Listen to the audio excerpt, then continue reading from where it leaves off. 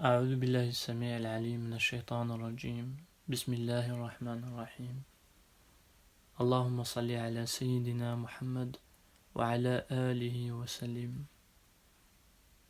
Le mémorial des saints du Cheikh Fariduddin Attar radiyallahu anhu. Sentence du Cheikh Junayd Baghdadi radiyallahu anhu. Ce sectateur de la vérité au vaste savoir, ce bienheureux à la sincérité de bonne aloi, se mortifier dans la voie de Dieu, lui qui, vivant au milieu des hommes, pratiquait la modération dans les désirs, lui dont le cœur était rempli des mystères d'en haut, lui dont l'ardeur pour les exercices pieux était toujours en éveil, lui le maître de tant d'adorateurs épris, ce cheikh Junayd Baghdadi, que la miséricorde d'Allah soit sur lui.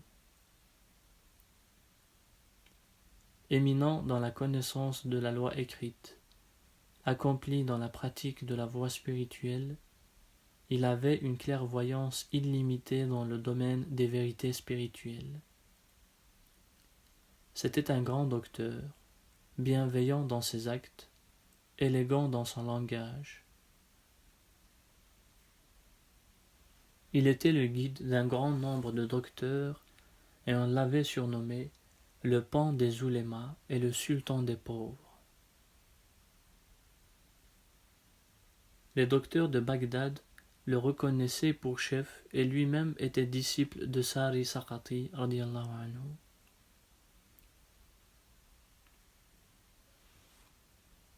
Quatre-cents docteurs ayant demandé à Junayd radiyallahu anhu en quoi consiste l'action de grâce, il répondit radiyallahu anhu, elle consiste à ne pas consommer dans l'insouciance les biens que nous a dispensés le Seigneur très haut et à ne pas s'en faire une ressource pour se mettre en état de rébellion.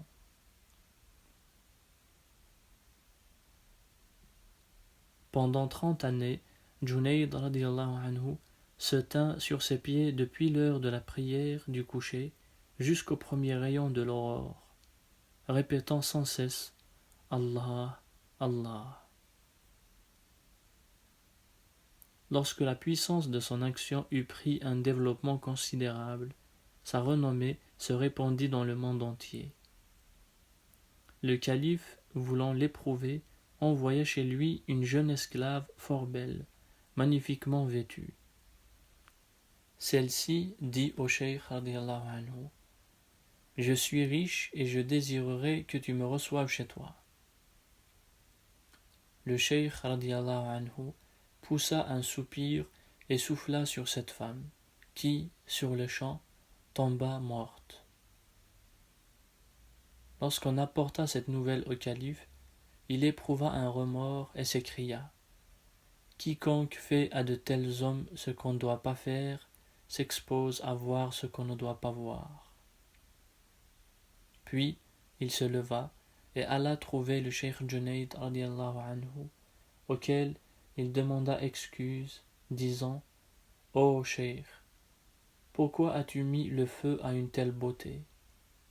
« Et toi, ô calife, répliqua le cheikh radiyallahu anhu, tu voulais ruiner mon œuvre, qui m'a coûté 40 années d'efforts. » Puis, il donna beaucoup d'avis au calife. Cheikh Junayd radiyallahu anhu disait « Dans cette route de la vie, il faut tenir de la main droite le livre que nous a envoyé le Seigneur très haut, et de la main gauche les préceptes traditionnels du prophète, sur lui soit le salut. Attendu que celui qui marche à la lumière de ces deux lampes ne s'écartera jamais du bon chemin. » On raconte qu'un jour, le cheikh Junayd radiyallahu anhu demanda au lapidé pourquoi il n'avait pas obéi à l'ordre du Seigneur très haut et courbé le front devant Adam alayhi salam. « Ô Junayd, répondit le lapidé, comment me serais-je prosterné devant un autre que le Seigneur Très-Haut? À ce moment, une voix se fit entendre. Ô Junayd, si celui-ci avait considéré qu'il n'était lui-même qu'un esclave tenu à l'obéissance, il n'aurait pas contrevenu à notre commandement. Le lapidé, entendant ces paroles, se mit à pleurer et disparut. Le cheikh Junayd radiyallahu anhu a raconté: un jour, étant à la Mecque, je vis un barbier qui taillait les cheveux d'un Khoja. Ô barbier, lui dis-je, pour Dieu, pourrais-tu me tailler les cheveux? Le barbier, les yeux pleins de larmes, laissant là le Khoja avec ses cheveux à moitié coupés, commença à tailler les miens.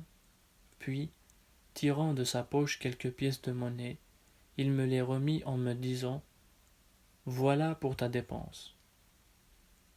Je me promis intérieurement de donner à ce barbier tout ce que le Seigneur Très-Haut me donnerait. Le lendemain matin, on m'apporta de Basra 1000 pièces d'or, dont je voulus faire cadeau à ce barbier. Mais il ne les accepta pas, et me dit: je n'accepte pas de salaire pour ce que j'ai fait en l'honneur du Seigneur Très-Haut.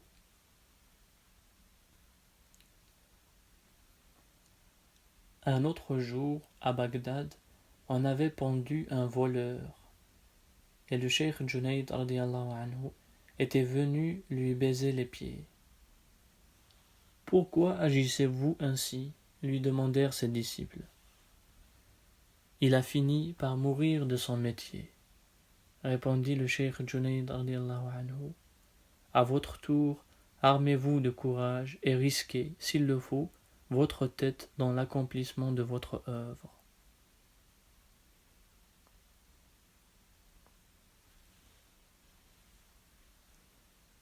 Le cheikh Junayd radiyallahu anhu avait à Basra un disciple qui, un jour, se rendit coupable d'un péché, à la suite duquel sa figure noircit par un effet de la toute-puissance du Seigneur Très-Haut. Durant 3 jours, il ne sortit pas de chez lui, et chacun de ces jours, une partie de sa figure blanchissait.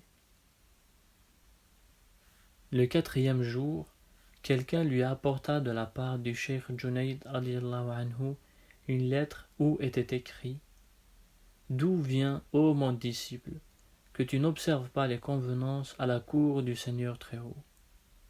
Voilà 3 jours que je fais un lavage pour que ta face noircie redevienne blanche.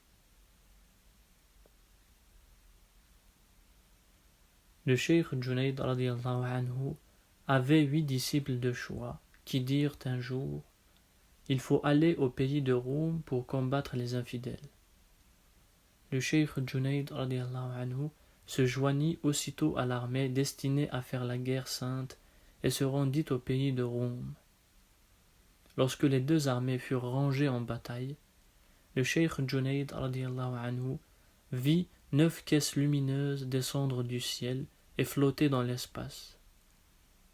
À ce moment, un infidèle, entrant dans la lice, tua les 8 compagnons de cheikh Junayd radiyallahu anhu, dont les âmes vinrent se placer dans ces caisses lumineuses suspendues en l'air. Comme il en restait une inoccupée, le cheikh Junayd radiyallahu anhu se dit: il semble que cette caisse me soit destinée. Et il entra lui-même dans la lice. Mais l'infidèle lui cria: Junayd, c'est pour moi cette caisse. Enseigne-moi la profession de foi que je vais prononcer afin de devenir musulman. Pour toi, retourne à Bagdad. Et aussitôt, cet infidèle, s'étant fait musulman, tua 8 infidèles. Puis, lorsqu'il fut devenu martyr, son âme alla se placer dans la caisse qui disparut avec les autres.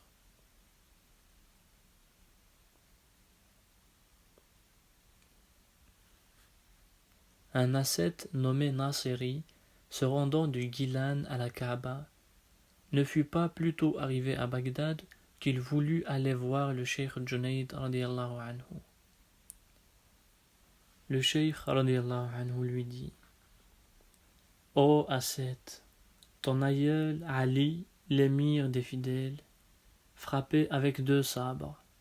Avec l'un, il frappait les infidèles, avec l'autre, il se frappait lui-même dans ses passions. Duquel de ces 2 sabres comptes-tu te servir? En entendant ces paroles, l'ascète pleura amèrement et supplia le cheikh Junayd radiyallahu anhu de lui montrer la bonne voie. Ton cœur, lui dit le cheikh radiyallahu anhu, est la maison du Seigneur très haut. Garde-toi bien d'introduire dans cette maison un autre que lui. Une autre fois, on lui demanda: En quoi consiste la condition de derviche et à quelle marque reconnaît-on celui-ci? Quels sont les signes distinctifs de la résignation?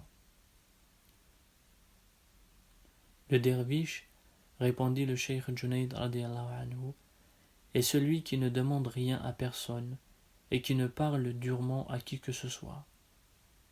Si quelqu'un lui adresse des paroles injurieuses, il reste impassible. Quant à celui qui pratique la résignation, il doit avaler la potion amère des épreuves sans laisser voir la moindre contraction sur sa figure et sans faire entendre la plus légère plainte.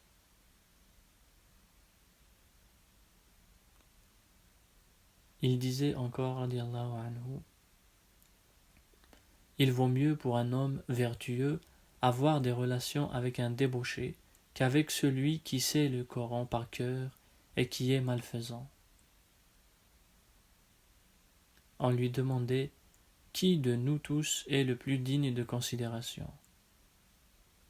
C'est celui qui se soumet de bonne volonté aux arrêts du Seigneur, répondit-il radiallahu anhu. Et avec qui faut-il entretenir des relations? Avec ceux-là qui, quand ils vous font du bien, l'oublient d'eux-mêmes et ne vous le reprochent point. Et quelle est la voie qui conduit au Seigneur très haut? Si vous renoncez au monde, vous trouverez forcément cette voie. Si vous rejetez les convoitises de votre personne sensuelle, vous arriverez nécessairement au Seigneur très haut. Mais, lui disait-on encore, tu prétends que 3 choses forment un obstacle dans la voie du Seigneur: les jouissances de ce monde, la fréquentation des hommes, les appétits sensuels. Effectivement, répondit le cheikh Junayd radiyallahu anhu, ce sont là des obstacles pour le commun des fidèles. Mais pour l'élite, il y en a 3 autres. L'estime qu'on a pour ses actes religieux, l'attention accordée aux miracles que l'on opère, la présomption, par suite de laquelle on estime soi-même les récompenses qu'on croit avoir méritées. Lorsque le cheikh Junayd radiyallahu anhu fut proche de sa transition, il cria d'une voix imposante: Au nom d'Allah, le clément, le miséricordieux.